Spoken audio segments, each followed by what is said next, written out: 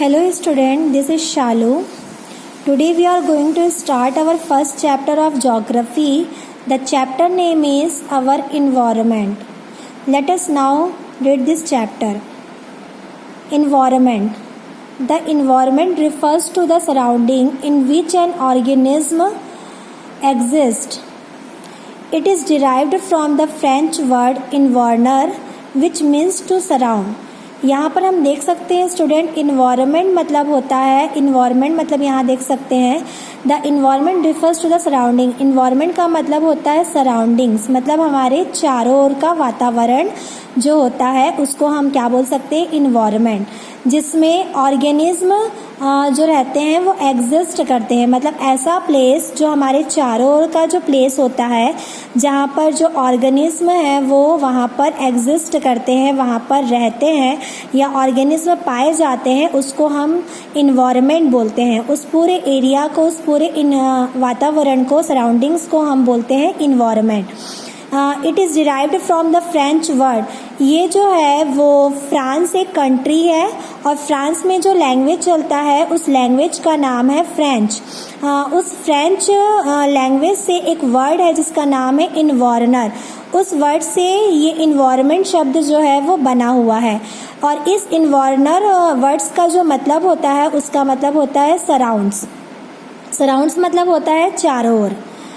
Our environment can be broadly classified into natural and man-made environment। यहाँ पर हम देख सकते हैं स्टूडेंट कि हमारे इन्वायरमेंट को यहाँ पर क्लासिफाइड किया गया है मतलब डिवाइड किया गया है। मतलब इन्वायरमेंट में कई तरह की चीज़ें पाई जाती है। कुछ चीज़ें नेचुरल होती है और कुछ चीज़ें जो होती है वो मैन मेड चीज़ें होती है। अब ये नेचुरल क्या होती है? नेचुरल मतलब ऐसी चीज़ें जो बाय नेचर है मतलब जिसको किसी ह्यूमन बीइंग ने नहीं बनाया, ऐसी चीज़ों को बोला जाता है नेचुरल चीज़ें। जैसे कि for example mountain, for example जो ट्रीज़ होते हैं, प्लांट्स होते हैं, उनको हम बोल सकते हैं कि वो जो चीज़ें होती है वो नेचुरल होती है। और सेकंड जो है वो आपका मैन मेड इन्वायरमेंट है। मैन मेड इन्वायरमेंट क्या होता है स्टूडेंट्स? ऐसा इन्वायरमेंट जिसमें जो चीज़ें पाई जाती है वो ह्यूमन बीइंग के थ्रू या ह्यूमन बीइंग के द्वारा वो बनाई गई है, उन चीज़ों को हम बोल सकते हैं मैन मेड इन्वायरमेंट। जैसे कि आप लोग देख सकते हो, आप लोग के जैसे कि जो घर का इन्वायरमेंट है, होम का इन्वायरमेंट है, उसमें हम देखते हैं कि उसमें फ़ैन पाया जाता है जो मैन मेड होता है। मतलब या फिर आप स्कूल में देखोगे तो स्कूल में आपके जो टेबल होते हैं, बेंचेस होते हैं, ये सब आपके मैन मेड इन्वायरमेंट के अंडर में आते हैं। स्टूडेंट्स, आप लोग डू यू नो वाले कॉलम में आप लोग देख सकते हो कि यहाँ पर एक मोस्ट इम्पॉर्टेंट चीज़ बताई गई है। 5 June is celebrated as world environment day. पूरे वर्ल्ड में जो इन्वायरमेंट डे सेलिब्रेट किया जाता है उसका जो डेट है वो है 5 जून। मतलब 5 जून को पूरे वर्ल्ड में वर्ल्ड इन्वायरमेंट डे सेलिब्रेट किया जाता है। इसमें आप लोगों ने देखा होगा कि कई जगह पर लोग जो है वो प्लांटिंग करते हैं। प्लांटिंग मतलब वहाँ पर वो प्लांट्स लगाते हैं, प्लांट के सैपलिंग्स लगाते हैं, छोटे छोटे जो स्मॉल प्लांट्स होते हैं उनको वहाँ पर वो लोग क्या करते हैं, रूपिंग करते हैं। और ये भी देख सकते हो आप लोग कि कई जगह पर जो है इन्वायरमेंट से रिलेटेड और फॉरेस्ट से और प्लांट से रिलेटेड जो है वहाँ पर जो मतलब सेमिनार्स लगे होते हैं, वहाँ पर मीटिंग्स बुलाई जाती है। तो इस तरीके से सब जगह पर अलग अलग रूप से 5 जून को वर्ल्ड इन्वायरमेंट डे के रूप में सेलिब्रेट करते हैं। चलिए आइए आगे हम देखते हैं। अभी हमने देखा कि इन्वायरमेंट को 2 पार्ट्स में क्लासिफाई किया गया है। First part is natural environment and second part is man made environment. तो हम इसको ब्रॉडली रूप से और पूरा डिस्क्रिप्शन के साथ हम लोग फर्स्ट पार्ट और सेकंड पार्ट के बारे में स्टडी करेंगे। तो first part is natural environment. Natural environment है क्या स्टूडेंट? देखिए, it comprises of things that occur naturally on the earth. मैंने आप लोग को जैसे बताया था पहले ही कि नेचुरल इन्वायरमेंट वो इन्वायरमेंट होता है जिसमें ऐसी चीज़ें पाई जाती है जो बाय नेचर हो, मतलब जिसको किसी ह्यूमन ने नहीं बनाया, जो नेचुरली उस अर्थ में पहले से क्या है, प्रेजेंट है, उसको हम बोल सकते हैं नेचुरल इन्वायरमेंट। और इस नेचुरल इन्वायरमेंट में भी दो चीज़ें आती हैं, इसको भी 2 पार्ट्स में डिवाइड किया गया है। First part is abiotic components, मतलब द नॉन लिविंग और abiotic components, and the second one is आपका लिविंग और बायोटिक फैक्टर्स। मतलब इसमें भी दो चीज़ें आती हैं, एक नॉन लिविंग और दूसरा होता है लिविंग।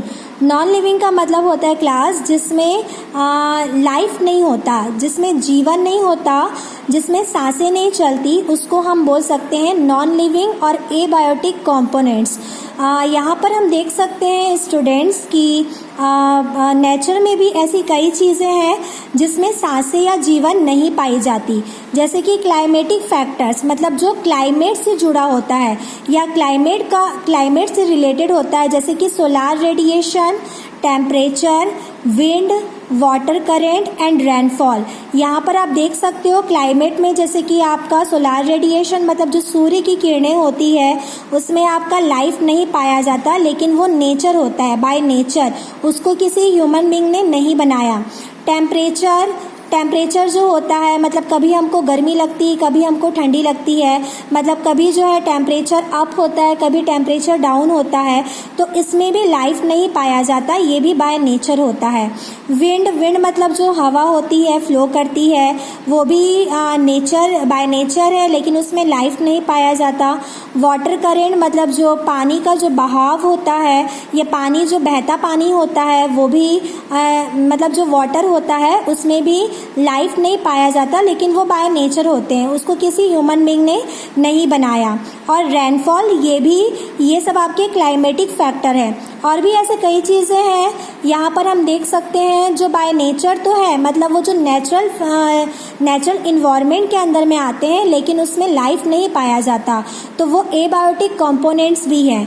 तो यहाँ पर हम देख सकते हैं सेकेंड है फिजिकल फैक्टर्स। फिजिकल मतलब यहाँ पर देखिए सच एज लाइट मतलब प्रकाश या रोशनी, एयर, प्रेशर एंड जियोमैग्नेटिज्म, मतलब यहाँ पर हम ये सब चीज़ें भी हैं। ये फिजिकल मतलब ये सब आपके लैंड से रिलेटेड होते हैं, मतलब ये सब आपके ज़मीन के आसपास की जगह पर पाया जाता है। तो इसमें हम मतलब ये आपके पूरे मतलब अर्थ में पाया जाता है, तो इसमें हम देख सकते हैं कि ये भी बाय नेचर होते हैं, लेकिन इसमें लाइफ नहीं पाया जाता, तो ये नेचुरल एबायोटिक कंपोनेंट्स होते हैं। तो थर्ड होता है इसमें क्लिनिकल फैक्टर्स जैसे कि जो गैसेस होती है जो एटमॉस्फेयर में पाई जाती है, for example oxygen, carbon dioxide, acidity, salinity, availability inorganic nutrients and so on, मतलब ये सब चीज़ें जो होती है ये आपके क्लिनिकल फैक्टर्स होते हैं, ये आपके मतलब बोलना चाहिए नेचर में पाए जाते हैं, और ये नेचुरल होते हैं, इसको किसी ह्यूमन बीइंग ने नहीं बनाया, लेकिन ये एबायोटिक कंपोनेंट्स होते हैं, मतलब इसमें लाइफ नहीं पाया जाता। तो स्टूडेंट्स हम यहाँ पर देख सकते हैं कि नेचुरल एबायोटिक कंपोनेंट्स ऐसे कंपोनेंट्स होते हैं जो नेचर में पहले से अवेलेबल रहते हैं, उसको किसी ह्यूमन बीइंग ने नहीं बनाया, और लेकिन उसमें लाइफ नहीं पाया जाता। वो जो होते हैं वो जीवित नहीं होते, उसमें मतलब जीवन नहीं पाया जाता, तो ऐसे को हम बोल सकते हैं नेचुरल एबायोटिक कंपोनेंट्स। आप इसके और भी एग्जांपल देख सकते हो, for example soil, for example हो गया विंड, एयर, वाटर, ये सब चीज़ें जो होती है वो नेचुरल एबायोटिक कंपोनेंट्स होती है। अब सेकेंड हम पढ़ेंगे नेचुरल इन्वायरमेंट में, सेकेंड हम पढ़ेंगे लिविंग और बायोटिक फैक्टर्स। अब देखिए एबायोटिक मतलब होता है नॉन लिविंग और बायोटिक मतलब होता है लिविंग। अब यहाँ पर लिविंग का मतलब होता है ऐसी चीज़ें जिसमें लाइफ पाया जाता है, जिसमें जीवन होता है, जो जीवित रहते हैं, ऐसे को हम बोल सकते हैं बायोटिक फैक्टर्स, और उनको किसी ह्यूमन बीइंग ने नहीं बनाया, वो ह्यूमन मेड नहीं रहते, मतलब वो मैन मेड नहीं रहते, वो जो होते हैं बाय नेचर रहते, वो पहले से प्रेजेंट रहते। फॉर एग्जाम्पल प्लांट्स को किसी ह्यूमन बीइंग ने नहीं बनाया। हाँ, प्लांट्स को जो जैसे फार्मर्स होते हैं या मतलब पीपल होते हैं, वो प्लांट्स को ज़मीन में लगाते हैं, लेकिन उसके बीज को या उसके सीड्स को कोई ह्यूमन बीइंग नहीं बनाता। वो जो होता है वो बाय नेचर होता है, वो मतलब नेचुरली वो बनते हैं। तो ये होता है। सेकेंड होता है एनिमल्स। एनिमल्स को भी किसी ह्यूमन बीइंग ने नहीं बनाया, वो बाय नेचर होते हैं। और इवन जो ह्यूमन बीइंग होता है वो भी आपके लिविंग और बायोटिक फैक्टर्स होते हैं। तो ये जो ऐसा इन्वायरमेंट जो बाय नेचर होता है और जिसमें लाइफ पाया जाता है, ऐसे इन्वायरमेंट को हम बोल सकते हैं लिविंग नेचुरल इन्वायरमेंट और बायोटिक नेचुरल इन्वायरमेंट। उसके बाद हम देखेंगे student, it comprises of things that are developed by the man as a result of interaction between man and nature, for example parks, dams etcetera. यहाँ पर हम देख सकते हैं कि जो मैन मेड इन्वायरमेंट होता है, वो मैन मेड इन्वायरमेंट, अभी हमने देखा यहाँ पर इन्वायरमेंट को 2 पार्ट्स में डिवाइड किया गया, नेचुरल और मैन मेड। तो नेचुरल इन्वायरमेंट में हमने स्टडी किया एबायोटिक और बायोटिक। अब हम सेकंड पढ़ेंगे यहाँ पर man made. Man made environment क्या होता है? ऐसा इन्वायरमेंट जो नेचुरल होता है, लेकिन उसको ह्यूमन बीइंग अपने इन्वायरमेंट या अपने बोलना चाहिए सुटेबल, अपने रहने लायक वो क्या करता है, उसको वो बनाता है। तो ऐसे इन्वायरमेंट को उसमें कुछ चेंजेस करता है, उसमें इंटरेक्ट करता है। इंटरेक्ट मतलब उसमें वो इंटरप्ट करता है, दखल अंदाजी करता है। उस टाइप के इन्वायरमेंट को हम लोग बोल सकते हैं man made environment. For example parks मतलब होता है जैसे कि आप बाग बगीचे जाते हैं, वहाँ पर खेलने के लिए जाते हैं, घूमने फिरने के लिए जाते हैं। तो ऐसे इन्वायरमेंट को ह्यूमन बीइंग जो क्या करता है, अपने बोलना चाहिए अपने सुटेबिलिटी की अकॉर्डिंग वो क्या करता है, जिसमें वो रह सके, घूम फिर सके, उसके अकॉर्डिंग वो क्या करता है, उसमें वो चेंजेस करता है। तो ऐसे इन्वायरमेंट को हम बोल सकते हैं मैन मेड इन्वायरमेंट। इसके बाद आ जाइए स्टूडेंट, देखिए यहाँ पर और डिटेल से दिया गया है। जैसे हमने पढ़ा कि इन्वायरमेंट को 2 पार्ट्स में क्लासिफाई किया गया, जैसे वो है आपका नेचुरल इन्वायरमेंट और मैन मेड इन्वायरमेंट। फिर नेचुरल इन्वायरमेंट को 2 पार्ट्स में क्लासिफाई करेंगे, एबायोटिक इन्वायरमेंट और बायोटिक इन्वायरमेंट। अब उसके बाद यहाँ पर हम देखेंगे एबायोटिक इन्वायरमेंट को 3 पार्ट्स में डिवाइड किया गया है। वो 3 पार्ट्स कौन कौन से हैं देखिए। फर्स्ट है lithosphere, second is hydrosphere and third is atmosphere. तो यहाँ हम इसका डीप स्टडी करेंगे स्टूडेंट कि what is lithosphere, what is hydrosphere and what is atmosphere. Student देखिए यहाँ पर lithosphere. The lithosphere is the outermost layer of the earth constituting the earth crust. Soil is the major components of the lithosphere. It also provides space for building, settlements, minerals, soil, etc. Students यहाँ पर देखिए lithosphere का मतलब क्या होता है। अर्थ के बहुत सारे लेयर्स होते हैं, तो मतलब अर्थ के टोटल मतलब 3 लेयर्स होते हैं। तो उस 3 लेयर्स में से जो सबसे आउटर मोस्ट मतलब जो सबसे बाहरी लेयर होता है, उस लेयर को ही हम बोलते हैं लिथोस्फेयर।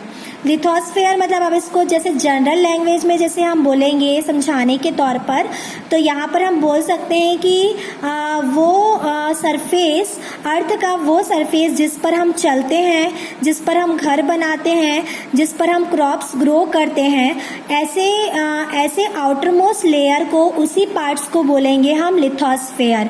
ठीक है स्टूडेंट, तो ये है आपका लिथोस्फेयर। ये जो लिथोस्फेयर होता है ये बहुत ही मेजर कंपोनेंट्स होता है और इसमें आपका सॉइल भी पाया जाता है। लिथोस्फेयर में सबसे ज़्यादा पाया जाता है सॉइल, और सॉइल मतलब अभी सब समझते हैं कि मिट्टी जिसमें हम क्या करते हैं, क्रॉप्स को ग्रो करते हैं, वो लिथोस्फेयर का मेजर कंपोनेंट्स है। और यहाँ पर हम देख सकते हैं कि लिथोस्फेयर हमको बहुत सारा स्पेस मतलब जगह प्रोवाइड करता है कि हम वहाँ पर बिल्डिंग बना सके, सेटलमेंट्स बना सके, मतलब ह्यूमन बीइंग वहाँ पर सेटलमेंट्स बना सके, मतलब अपना रहने का घर बना सके। वहाँ से हमको मिनरल्स मिलते हैं, सॉइल होता है और बहुत सारी चीज़ें हमको लिथोस्फेयर में मिलती है। The second one is hydrosphere.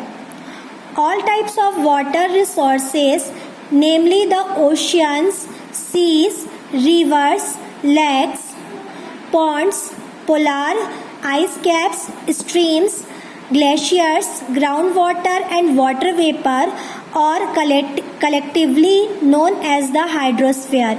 Hydrosphere मतलब ऐसा प्लेस, अर्थ का पूरा ऐसा प्लेस जहाँ पर पानी पाया जाता है, चाहे वो किसी भी रूप में पाया जाता हो। जैसे कि पानी आपका ओशन में भी पाया जाता है, सीज में भी मिलता है हमको, रिवर्स में भी पानी मिलता है, लेक्स में भी पानी मिलता है, पॉन्ड्स और पोलार आइस कैप्स मतलब जो बर्फ होता है वो भी एक पानी ही होता है, पानी का एक रूप होता है वो भी।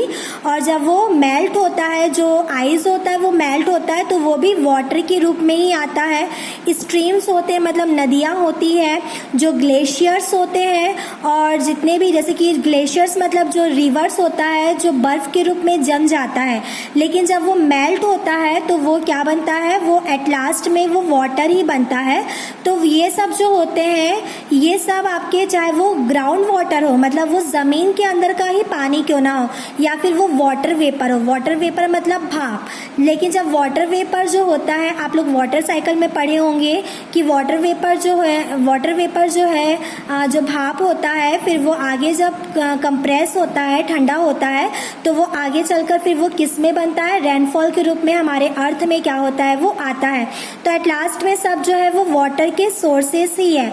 तो इन पूरे अर्थ में जहाँ जहाँ पर पूरे वाटर के सोर्सेस पाए जाते हैं उन सब को हम लोग कलेक्टिवली मतलब एक साथ हम बोल सकते हैं hydrosphere.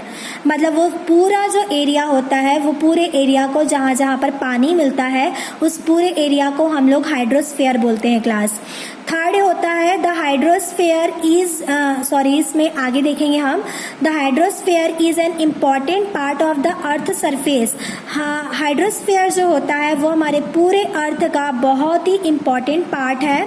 About 70% of the earth surface is covered with water. हमारे पूरे अर्थ का 70% जो है वो वाटर से कवर है और बच गया 30% वो हमारा लैंड एरिया है।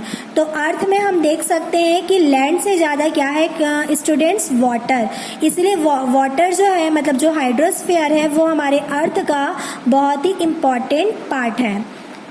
इसके बाद एबायोटिक इन्वायरमेंट में हम थर्ड देखेंगे atmosphere. The Earth's atmosphere is an envelope of gases extending up to 2000 feet above the ground level। यहाँ पर हम देख सकते हैं स्टूडेंट कि जो एटमॉस्फेयर होता है वो एक गैसेस का एक एनवलप है। एनवलप कैसे होता है, एनवलप मतलब कोई भी चीज़ों को हम उसमें डाल सकते हैं और उन चीज़ों को वो एनवलप जो होता है वो कवर कर लेता है। तो हमारे पूरे अर्थ को कवर किसने किया है, जो गैसेस का जो बोला चाहिए लेयर होता है या एयर का जो लेयर होता है वो हमारे पूरे अर्थ को क्या किया है, कवर किया है। उसी को हम बोल सकते हैं एनवलप ऑफ द गैसेस, जो हमारे ग्राउंड लेवल से लेकर पूरे ऊपर तक में 2000 फीट ऊपर तक में हमारे पूरे अर्थ को क्या किया है, वो कवर किया है। The gases include nitrogen, oxygen, organ, carbon dioxide, traces of carbon monoxide, oxide of nitrogen, sulphur and hydrocarbons and very little amount of water vapour. देखिए यहाँ पर स्टूडेंट की गैसेस में मतलब एटमॉस्फेयर में क्या क्या चीज़ें पाई जाती है। तो एटमॉस्फेयर में गैसेस पाई जाती हैं और उन गैसेस में इंक्लूड है nitrogen, oxygen, organ, carbon dioxide. और कार्बन डाइऑक्साइड के जो बोलना चाहिए टाइप्स होते हैं, जैसे कि फॉर एग्जांपल कार्बन मोनोऑक्साइड और नाइट्रोजन के ऑक्साइड, सल्फर, हाइड्रोकार्बन्स, ये सब आपके जो हैं वो गैसेस के नेम हैं। तो यहाँ पर ये जो है वो हमारे एटमॉस्फेयर में पाए जाते हैं। इनके अलावा एटमॉस्फेयर में गैसेस के अलावा पाया जाता है वाटर वेपर। वाटर वेपर मतलब होता है भाप। और उनके अलावा पाया जाता है स्टूडेंट यहाँ पर जैसे कि डस्ट हो गया, स्मोक हो गया, जो आपकी बुक में मेंशन नहीं है लेकिन इसे मैं बता रही हूँ कि डस्ट हो गया, स्मोक हो गया और स्मॉल जम्स हो गए, माइक्रो ऑर्गेनिज्म हो गए, ये भी आपके एटमॉस्फेयर में पाए जाते हैं। The atmosphere also absorbs infrared radiation and thereby maintains the temperature of the earth at life sustaining levels। यहाँ पर ये बहुत इंपॉर्टेंट टॉपिक है, ये बहुत इंपॉर्टेंट नोट है। यहाँ पर इसको आप लोग अंडरलाइन कर सकते हैं स्टूडेंट। देखिए यहाँ पर लिखा है कि अर्थ, आपको पता है कि सूर्य से प्रकाश आता है और वो जो प्रकाश है, वो जो रेडिएशंस है, वो जो रेडिएशन हमारे अर्थ के एटमॉस्फेयर में एंटर करता है और वो एटमॉस्फेयर जो होता है वो उस रेडिएशन को एब्जॉर्ब करता है। और हमारे अर्थ में जो सन की वजह से जो टेम्परेचर हाई होता है, उस टेम्परेचर को वो कंट्रोल और मेंटेन करने की कोशिश करता है ताकि यहाँ पर जो लाइफ है वो सस्टेन कर सके, मतलब यहाँ पर जो लोग हैं वो और जितने भी लिविंग बींग्स है वो जीवित रह सके। तो इस तरीके से हम देख सकते हैं कि एटमॉस्फेयर जो है वो हमारे लिए बहुत ज़्यादा क्या है, इम्पॉर्टेंट है। तो स्टूडेंट्स आज यही तक हम स्टडी करेंगे और इसके आगे का हम स्टडी करेंगे नेक्स्ट वीडियो में। आप लोग इससे रिलेटेड क्वेश्चंस जो एक्सरसाइज में है, जितना भी अभी पढ़ाया गया उसको आप लोग रिकॉल करके उन क्वेश्चंस को अपने फेयर नोटबुक में नोट कर लीजिएगा। Thank you.